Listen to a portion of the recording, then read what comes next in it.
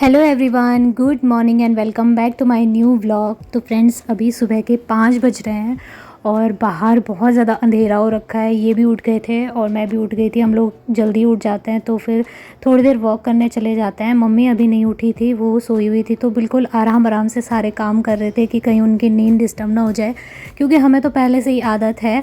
और बस उसके बाद वॉक करने के बाद थोड़ी देर मैं अंदर आ गई थी। ये 6 बजे का टाइम हो रहा है लगभग, और 6 बजे से 6:30 या 7 बजे तक कम से कम 1 घंटा या 1 या आधा घंटा तक मैं एक्सरसाइज़ कर लेती हूँ। और आपको मैं इन एक्सरसाइज़ के अगर फ़ायदे बताऊँ ना, तो इनके बहुत बहुत ज़्यादा फ़ायदे मुझे लगे हैं। और अगर आप प्रेग्नेंट हो तो प्लीज़ आप लोग ज़रूर एक्सरसाइज़ कीजिए, क्योंकि अब जैसे थर्ड ट्राइमेस्टर शुरू हो जाता है ना, तो हमें एक्सरसाइज़ की, स्ट्रेचिंग की हमारी बॉडी को बहुत ज़्यादा ज़रूरत होती है, वरना नॉर्मल डिलीवरी में बहुत ज़्यादा दिक्कत होती है। ज़्यादा अगर आप कुछ नहीं कर पाते हो तो थोड़ा बहुत स्ट्रेचिंग तो आपको करनी ही चाहिए, या फिर प्राणायाम करना चाहिए, अनुलोम विलोम करना चाहिए। तो अनुलोम विलोम के केवल फ़ायदे आपके लिए नहीं है, आपके बच्चे के लिए भी है। आपका बेबी जो है उसका माइंड डेवलप होता है और बहुत रिलैक्स वो फ़ील करता है, काम फ़ील करता है। तो आपको ज़रूर ये एक्सरसाइज़ इस टाइम पर करनी चाहिए। और साथ ही जैसे ये बैक के लिए भी बहुत अच्छी एक्सरसाइज़ है। जैसे मेरे भी बहुत ज़्यादा बैक पेन होता है, तो दवाइयाँ हम लोग इस टाइम पर नहीं खा सकते हैं, और कोई काम हम कर नहीं सकते बस एक्सरसाइज़ के अलावा, क्योंकि इससे थोड़ा सा ना आपकी मसल्स में थोड़ा सा राहत मिलती है। जैसे गर्माहट सी आती है ना, तो अपने आप ही बॉडी में थोड़ा रिलैक्स फ़ील होता है। और आजकल मेरे पैरों में भी दर्द होने लगा है, तो थोड़ा मैं तो यहाँ पे बैठ के अपने पैरों को दबा रही थी। और काम तो मुझे अभी करना ही है शुरू, सो बस मैं उठ गई हूँ और काम वाम करने की तैयारी करते हैं। अब घर के काम करना है, घर को थोड़ा समेट लेते हैं, साथ ही इनको खाना बना के देना है। हम लोगों ने अब रूटीन जो है थोड़ा चेंज कर दिया है। सुबह के टाइम पे अब सिर्फ हस्बैंड के लिए नाश्ता बनता है और हम लोगों के लिए नाश्ता नहीं बनता है। हम सीधे लंच करते हैं, मतलब दाल चावल बना लेते हैं। तो इससे ना क्या होता है, जल्दी आजकल छोटे दिन हो गए ना, तो टाइम बहुत ज़्यादा खिंचता जाता था। वरना अगर 3 टाइम खाना खा रहे थे और वो पच भी नहीं रहा था, तो इसलिए हमने थोड़ा रूटीन को चेंज कर दिया। अब इतना ज़्यादा भाग दौड़ नहीं है, मैं बहुत आराम से अपने एक्स्ट्रा काम भी कर सकती हूँ, क्योंकि खाना हम लोग 11 बजे तक खा लेते हैं। उसके बाद बिल्कुल टाइम ही टाइम होता है, और इनके लिए मैं कैसरोल पे रख देती हूँ दाल चावल वगैरह, तो वो काफ़ी गर्म रहता है। सो बस यहाँ पर मैं अभी सुबह के टाइम पे बेड वगैरह ठीक करने के बाद थोड़ी देर बैठ के ड्राई फ्रूट्स खा लूँगी। मैंने यहाँ पे ड्राई फ्रूट्स भिगोए थे, और इस मामले में ना मैं बहुत बहुत ज़्यादा बेकार हूँ कि मैं अपना ध्यान ऐसे में नहीं रख पाती हूँ। ड्राई फ्रूट्स कभी भिगोती हूँ, कभी भूल जाती हूँ। तो आप लोग प्लीज़ ऐसा मत करिएगा, क्योंकि ये चीज़ें ना बहुत ज़्यादा ज़रूरी होती है। अब धीरे धीरे खून की कमी होने लगती है ना, तो इन चीज़ों की ज़रूरत ज़्यादा होती है। रात को मैंने 1 सीटी मार के दाल रखी हुई थी, और वो अच्छे से बॉईल हो जाती है। जैसे मोटी दाल होती है ना, तुअर की दाल होती है, तो ये बहुत टेस्टी होती है। सर्दियों के टाइम पे बहुत अच्छी लगती है। जैसे रात को सीटी मरवा दो 1, तो उसके बाद सुबह सीधे 2 सीटी में ही काम बन जाता है। मतलब जैसे राजमा होती है, सेम वैसे ही। और जो लोग पहाड़ों से होंगे, उत्तराखंड से होंगे, उन्हें पता होगा कि तुअर की दाल क्या होती है। बहुत सारे लोग मतलब कमेंट में पूछते भी हैं। जैसे पिछली बार भी मैंने वीडियो बनाया था, तो काफ़ी लोगों के कमेंट आए थे कि तुअर की दाल क्या होती है और कैसी दिखती है। मतलब तो हमारे पहाड़ों में ये ज़्यादातर ये तुअर की दाल होती है। मुझे नहीं पता बाहर मिलती होगी या नहीं, लेकिन शायद इससे अरहर की दाल बनाई जाती है, ऐसा मुझे थोड़ा बहुत आइडिया है। मुझे पूरा पता नहीं है, पर मैंने ऐसा सुना है। तो बस अब मैं यहाँ पे थोड़ी सी चाय बना रही हूँ। इस टाइम पे मम्मी को भी चाय पीने का मन हो आता है, क्योंकि वो भी बाहर घूमती रहती है ना ठंड में। मतलब जैसे उड़ जाती है ना, तो 2-3 टाइम की चाय उनको कम से कम चाहिए ही चाहिए होती है। तो एक बारी की चाय मैं सुबह दे चुकी थी 6 बजे के करीब। पहले मैंने उनके लिए चाय बना ली थी, फिर वो चाय पी के बैठी हुई थी। उसके बाद वो फिर बाहर आ जाती है, थोड़ी देर वो भी बाहर टहलती हैं 6 साढ़े 6 बजे के आसपास। और बस उनका भी काम शुरू होता रहता है। थोड़ा आग जला के उसमें पानी गर्म करती है। हमने चूल्हा लगा के रखा हुआ है बाहर पे, तो अभी तो उसमें पानी गर्म ही होता है। वैसे मैं कह रही थी मम्मी से कि अब वो जो टिन वाले चूल्हे होते हैं ना, वो मंगवाने की सोच रही थी कि उसमें हम लोग खाना बनाएंगे। मतलब रोटी बनाएंगे, सब्ज़ी बनाएंगे। मुझे ना चूल्हे की रोटी बहुत ज़्यादा पसंद है। और जैसे आग में बनाते हैं ना खाना, जो चूल्हे पे खाना बनता है उसका स्वाद बहुत अच्छा होता है। ये तुअर की दाल भी जैसे बनाओ उसमें, तो बहुत अच्छा स्वाद आता है। तो मम्मी बोल रही थी कि चलो अब मैं लेके आऊँगी, क्योंकि इनको तो टाइम रहता नहीं और मैं तो मार्केट जाती नहीं हूँ, तो मम्मी ही जाती है मार्केट। तो कह रही थी कि मैं ले आऊँगी चूल्हा और फिर हम लोग चूल्हे पे ही रोटी सब्जी सब बनाएंगे।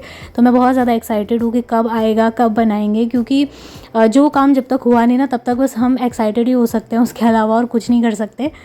सो बस उसके बाद मैंने बर्तन धो लिए थे थोड़े बहुत जो रखे हुए थे, और अब ये किचन टाइल्स वगैरह इनको थोड़ा वॉश कर रही हूँ। ये बहुत ज़्यादा गंदे नहीं रहते हैं, ये गीले हो जाते हैं ना जल्दी जल्दी, तो मैं इनको वॉश करके धूप पे डाल देती हूँ। काफ़ी तेज़ धूप है और मैं नहा के भी आ गई थी, आज मैंने बाल भी धुले हैं।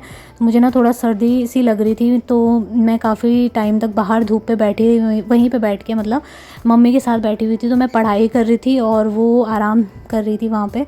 तो मैंने कहा चलो यहाँ पे धूप पे बैठ के थोड़ी देर मैं पढ़ लेती हूँ, वरना मुझे सर्दी जुकाम बहुत ज़्यादा जल्दी जल्दी हो जाता है। और इस टाइम पर तो खासकर हमें ध्यान रखना चाहिए कि इन चीज़ों से बचना है। जिनको इन्फेक्शन है भी घर में उनसे थोड़ा दूर ही रहिए, क्योंकि ज़ुकाम की प्रॉब्लम ये होती है ना, कईयों को तो 1-1 महीने तक ठीक नहीं होती है, जैसे कि मैं हूँ। अगर मुझे एक बार ज़ुकाम हो गया ना तो मेरा तो 1-2 महीने तक बस समझ लीजिए फिर मैं बिस्तर में ही पड़ी हुई हूँ, इतना ज़्यादा भयंकर वाला मुझे हो जाता है वायरल। और अभी मैंने यहाँ पे ये कैसरोल धोया था, इसमें रोटी रखी हुई थी ना, तो मैं इसको धो के इसका ढक्कन लगाने की कोशिश कर रही थी, पर पता नहीं ये कैसा है। मतलब है तो मिल्टन का, लेकिन इसका ढक्कन बिल्कुल भी फिट नहीं आता है। मैं इनसे कई बार पूछती भी हूँ कि कहाँ से लेके आए थे ये ऐसे ढक्कन वाला जो इस पर लगता ही नहीं है, मतलब गर्म कहाँ से रहेगा खाना। तो अभी मैं सोच रही हूँ ऑनलाइन मंगाऊँ। तो अगर आपको आपके घर में भी होंगे ये कैसरोल तो आप प्लीज़ बताना, मुझे सजेस्ट करना कि किस कंपनी का है जो कि काफ़ी लंबे टाइम तक, मतलब ज़्यादा नहीं पर 3-4 घंटे तक भी अगर खाना गर्म रखे तो मुझे ज़रूर बताना कि किस कंपनी का अच्छा होगा, मैं फिर ऑनलाइन मंगाऊँगी। लेकिन ये वाला तो बिल्कुल भी अच्छा नहीं है, क्योंकि इसमें ढक्कन फिट बैठता ही नहीं है। तो बस हम लोगों ने खाना खा लिया था, मैंने इनके लिए खाना अलग से रख दिया था पहले ही। और यहाँ पे हमने ये तुअर की दाल रखी हुई है धूप पे, ताकि इस पे कीड़े वगैरह ना लगे और ये ख़राब ना हो। मम्मी यहाँ पे लेटी हुई हैं और मैं यहाँ पे बैठ के पढ़ाई कर रही थी, थोड़ा सा बाल भी सुखा रही थी क्योंकि बहुत ठंडा सा लग रहा था। और साथ ही यहाँ पे बैठ के ना बहुत शांति से पढ़ने को हो जाता है, क्योंकि हमारी साइड में बिल्कुल भी हल्ला नहीं है, शोर शराबा कुछ नहीं है। वहाँ दूसरी साइड में तो बहुत ज़्यादा शोर शराबा होता है, मेरे मायके की साइड में भी बहुत हल्ला है, पढ़ने के लिए मतलब शांति नहीं है। लेकिन यहाँ पे ना इतनी शांति है कि बैठ के आराम से पढ़ो, पढ़ते पढ़ते मतलब नींद भी आ जाती है कई बार तो ये इस वजह से भी ना मैं ज़्यादा धूप पे बैठती नहीं हूँ, क्योंकि मुझे धूप पे बैठते ही नींद आने लगती है। तो बस थोड़ी देर यहाँ पे बैठे रहे और उसके बाद मुझे अचानक से याद आ गया कि मुझे अपनी अलमीरा को ठीक करना है। मैं बोल रही थी ना कि उस दिन शादी में गए थे तो पूरा सामान इन्होंने भी निकाला, और मेरा भी यही रहता है, मुझे जब कहीं भी जाना होता है मैं उस टाइम पे तो इधर उधर फैला देती हूँ सामान को, लेकिन फिर बाद में बहुत आफत आती है। तो एक बार तो मैंने जब नई लेके आए थे तब सेट किया था, लेकिन दोबारा से ये ख़राब हो गई उसी दिन से, जिस दिन से हम शादी के चक्कर में पड़े। तो बस अभी अंदर आके मैं ये काम करने में लगी हुई हूँ। और मुझसे 2-3 कमेंट ऐसे भी आते हैं कि हम भी प्रेग्नेंट हैं, हम कुछ नहीं कर पाते हैं, हमारी बहुत ज़्यादा तबीयत ख़राब रहती है, आप कैसे कर लेते हो इतना काम, और इस टाइम पर भी आपका वेट मेंटेन कैसे है, आप फिट कैसे हो, एक्टिव कैसे हो। तो इस तरीके के 1-2 कमेंट मुझे पिछले 2-3 वीडियो में आए हैं, तो उसका मैं अभी रिप्लाई आपको कर देती हूँ। तो फ्रेंड्स, अगर मैं उन लेडीज़ की बात कर रही हूँ जो प्रेग्नेंट लेडीज़ हैं, अगर उनको आलस आ रहा है तो इसमें कोई भी मतलब दिक्कत वाली बात नहीं है कि हमें क्यों आलस आ रहा है, ये कर रही है तो हम कैसे नहीं कर पा रहे हैं, क्योंकि हर किसी की बॉडी अलग अलग होती है। मैंने उनको रिप्लाई भी किया था कि सबकी बॉडी सेम नहीं होती है, और आप अपनी बॉडी के साथ बिल्कुल भी ज़ोर ज़बरदस्ती मत कीजिए कि मुझे भी इतना ही काम करना है जितना वो कर पाती है। क्योंकि देखिए, अब मेरा ये काम आज का नहीं है, मैं जब से मेरी शादी हुई है तब से मैं इसी तरीके से काम करती आई हूँ। और जिस दिन मुझे ऐसा लगता है कि यार मेरे बस का नहीं है या मैं नहीं कर सकती हूँ तो मैं छोड़ देती हूँ। कोई ज़ोर ज़बरदस्ती नहीं करता है मेरे साथ कि ये काम क्यों नहीं हुआ। और अगर कर भी रहा है तो मतलब साइड में रखो उस इंसान को, कि मतलब अपने ऊपर भी तो ध्यान देना ज़रूरी है ना। ऐसा तो नहीं है कि बस हम सबकी सेवा में लगे रहें और इस टाइम पर हमारे साथ में कोई है जिसका ध्यान हमें खुद रखना है। तो आप लोग बिल्कुल भी टेंशन मत लो, अगर आपको आलस आता है, आपसे काम नहीं होता है, तो आप थोड़ा आराम करो, आराम आराम से काम करो। ज़रूरी नहीं है जितना ज़्यादा मैं कर रही हूँ उतना ही करो। तो बस यहाँ पर मैंने निपटा लिया है काम, और फटाफट फुल एनर्जी के साथ में देखिए पूरी अलमीरा को भी सेट कर दिया है। अब काफ़ी अच्छी लग रही है और जगह भी बहुत सारी हो गई है। होता है ना, मतलब जब कपड़े ऐसे ठूसे रहते हैं, पड़े रहते हैं, तो वो कितना ज़्यादा जगह ले लेते हैं, और जब अच्छे से उनको फ़ोल्ड करके रखो तो वही जगह कितनी ज़्यादा हो जाती है। तो बस मैं आपसे यही कह रही हूँ कि आप अपना ढेर सारा ध्यान रखिए और टेंशन बिल्कुल भी मत लीजिए। इस टाइम पर स्ट्रेस लेना बहुत बहुत बेकार होगा। हेल्दी खाना खाइए और अच्छी अच्छी चीज़ें सोचिए, अच्छे म्यूज़िक सुनिए, भजन सुनिए, ताकि आपके बेबी पे अच्छा असर पड़े और आपका दिमाग भी बिल्कुल शांत रहे। क्योंकि कई लोग ससुराल वालों के साथ भी रहते हैं, तो ज़रूरी नहीं है सबके यहाँ अच्छे ही अच्छे हों। कुछ ऐसे लोग भी होते हैं जो बार बार ताने देते हैं कि ये नहीं हुआ, वो नहीं हुआ।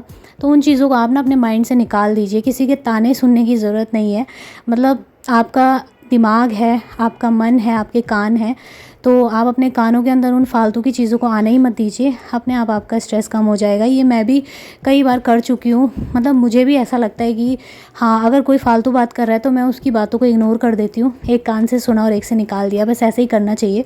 ज़्यादा टेंशन किसी की वजह से नहीं लेनी चाहिए, क्योंकि वो इंसान तो खुश रहता है आपको टेंशन दिला के और आपको दुखी करके, लेकिन आपको खुश रहना है, उसको दुखी करना है। बस ये चीज़ें ध्यान रखनी चाहिए हमेशा। तो अभी रात का टाइम हो रहा है और मैं अब बनाने लगी हूँ खाना रात के लिए। तो आज मुझे ना काफ़ी ज़्यादा भूख लग रही थी, क्योंकि सुबह हम लोगों ने लंच किया सीधे मतलब 11 बजे ही हम लोगों ने लंच कर लिया था। उसके बाद ज़्यादा कुछ खाया नहीं। फ्रूट्स वगैरह खाए थे मैंने, लेकिन फ्रूट्स ऐसा है कि जल्दी पच जाता है। लेकिन ठीक ही है, आज एसिडिटी की प्रॉब्लम नहीं हुई ज़्यादा। सो बस रात के टाइम पे मैंने अपनी फ़ेवरेट सब्ज़ी बनाई आलू और गोभी की। ये मुझे सबसे ज़्यादा पसंद है और इसमें अगर टमाटर ज़्यादा पड़ जाए ना तो फिर कहने ही क्या है, बहुत ज़्यादा टेस्टी होती है। साथ ही मैगी मसाला डाल के इसका टेस्ट इतना अच्छा आता है ना।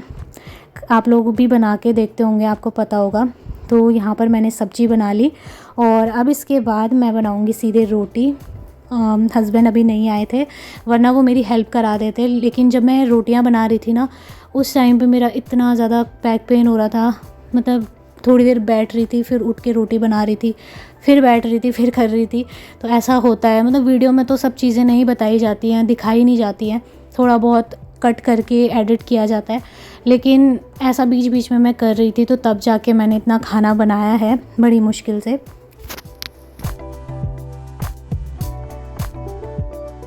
और फ्रेंड्स, सुबह उठने की जहाँ तक बात है, मुझे कमेंट आते हैं कि सुबह भी आप जल्दी उठ जाते हो।